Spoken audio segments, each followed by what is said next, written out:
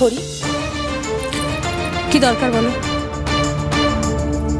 দাদা ভাইকে খুব ভরসা করো, তাই না?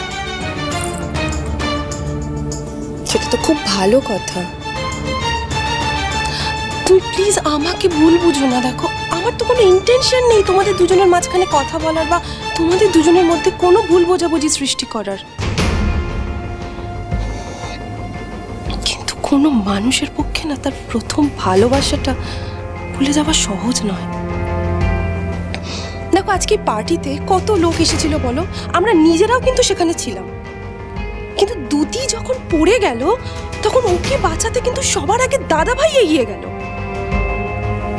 আর দুতিকে তো তুমি চেনো। ওই কথায় আছে না যে কিছু মানুষের স্বভাব মরে গেলেও পাল্টায় না। আই এম সরি, আমি এটা বলতে বাধ্য হচ্ছি যে তোমার দিদি দুতি সেই সব মানুষের মধ্যেই পড়ে। ও তো আসলে এই বাড়িতে বউ হয়ে এসেছিল, বিয়েই করেছিল শুধুমাত্র টাকার লোভে। আনফরচুনেটলি আমার ব্রো এখন এই সব কিছু থেকে বঞ্চিত হয়ে লকআপে বসে আছে। তাই এখন ওর নেক্সট টার্গেট হলো দাদা ভাই।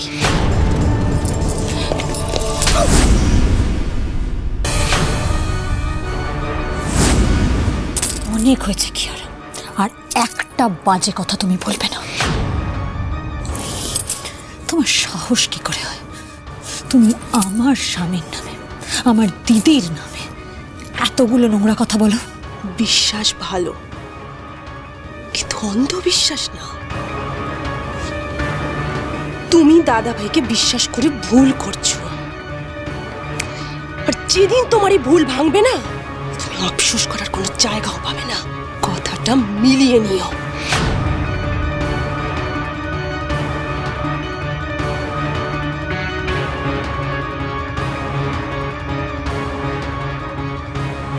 তুমি দাদা ভাইকে বিশ্বাস করে ভুল করছো, আর যেদিন তোমার এই ভুল ভাঙবে না, তুমি আফসোস করার কোনো জায়গাও পাবে না।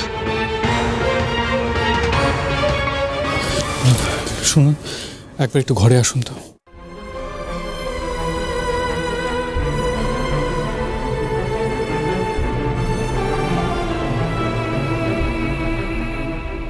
রকেট, তুই আমাকে নিয়ে গাড়িতে করে বেরিয়ে যা, আমি বাইক নিয়ে আসছি।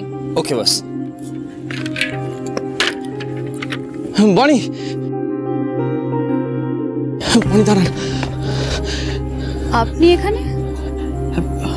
আমার আপনাকে কিছু বলার আছে বনি। দেখুন কুমারবাবু, যা বলার তাড়াতাড়ি বলুন, আমাকে বাড়ি যেতে হবে, রাত হয়ে গেছে অনেক। আচ্ছা বনি, আপনার মনে আছে আপনি বলেছিলেন বাইকে করে আমাকে রাতে কলকাতা ঘোরাবেন? সেই দিনটা আজকের হলে হয় না? প্লিজ। না কুমারবাবু, আমার অন্য কাজ আছে। তাছাড়া আমার কাছে এক্সট্রা হেলমেটও নেই, তাই আমি চাইলেও পসিবল না। হবে, আমি এক্সট্রা হেল্প রেখেছি। চলুন না প্লিজ।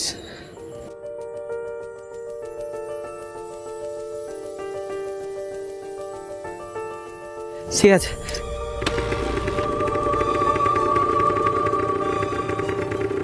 চলুন।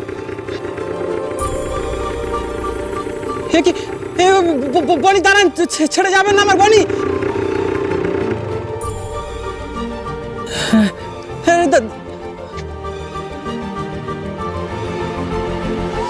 কেন জানি না, যতই রাগ করি, যতই অভিমান করি, কুণালবাবুকে ছেড়ে আমি যেতেই পারি না।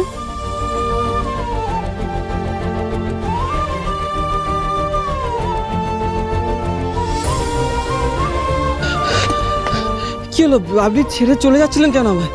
আমি তো যাবো আপনার সঙ্গে।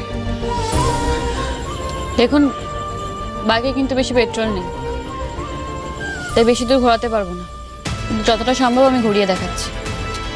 বেশ, তাই চলুন। চলুন।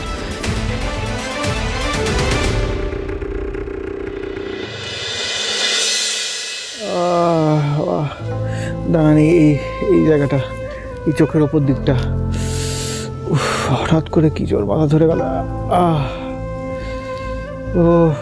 আপনি কি এই কারণেই আমাকে ডেকে নিয়ে এলেন? হ্যাঁ, নয়তো কি। হঠাৎ করে জানি না এসির জন্য মাথা ধরে গেল। ও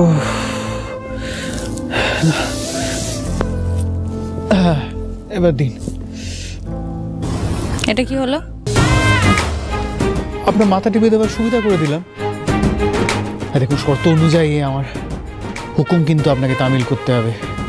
আমি যা বলবো চুপচাপ শুনতে হবে, মুখ বুঝে। টিপে দিন, টিপে দিন। বেশ, এটাই সুযোগ ওনার সাথে কথা বলার। আচ্ছা ঋদ্ধিমান বাবু, হ্যাঁ, আপনি কখনো কাউকে ভালোবেসেছেন? বাবা, আজ করে নিজের মুখে ভালোবাসার কথা বলছেন? এই তো ভূতের মুখে রাম নাম। অফকোর্স, ভালো তো বেশিছি। আপনার প্রথম ভালোবাসাকে আপনার মনে আছে?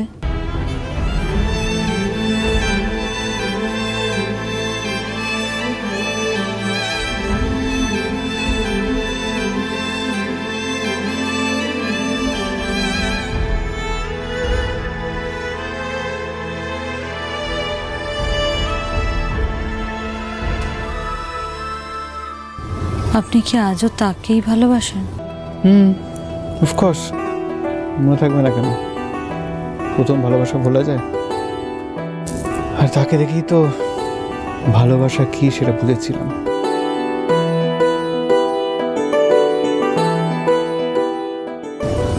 ঋদ্ধিমান বাবু,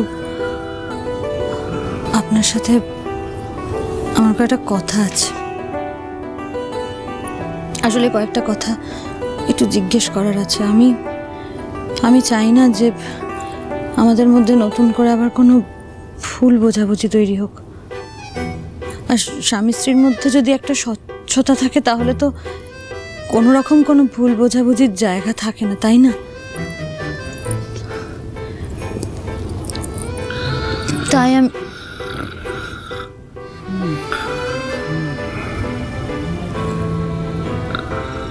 ঋদ্ধিমান বাবু, আমার মন বারবার বলছে আমি ভুল ভাবছি, বারবার মনে হচ্ছে ভুল ভাবছি। যে মানুষটা আমার পাশে সবসময় থেকেছে, এত ভরসা করেছে আমায়, তাকে আমি একটুও ভুল বুঝতে চাই না। কাল তো মহালয়া, কাল মা দুর্গাই হয়তো আমায় সঠিক পথ দেখিয়ে দেবেন।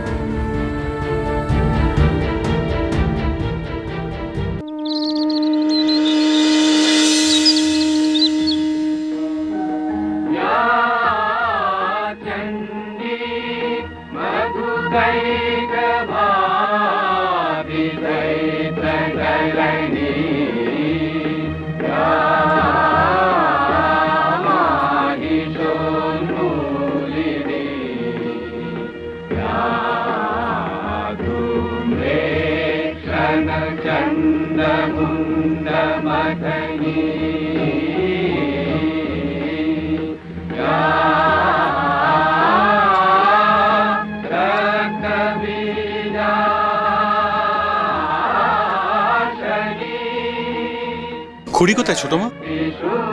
ভোরবেলা থেকে ওনাকে দেখছি না।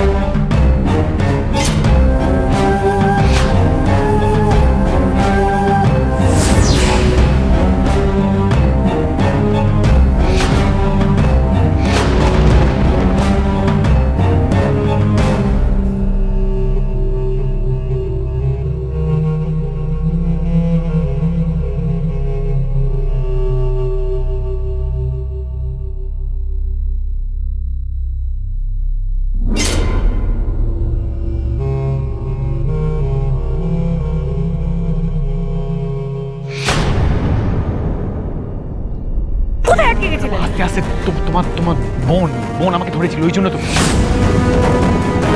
আর তাই জন্য তো বলছি তাড়াতাড়ি চলো, এখানে ওয়েট করো না। ঋদ্ধিমানবাবু আমাকে মিথ্যে বলে দিদির সাথে বেরোলেন?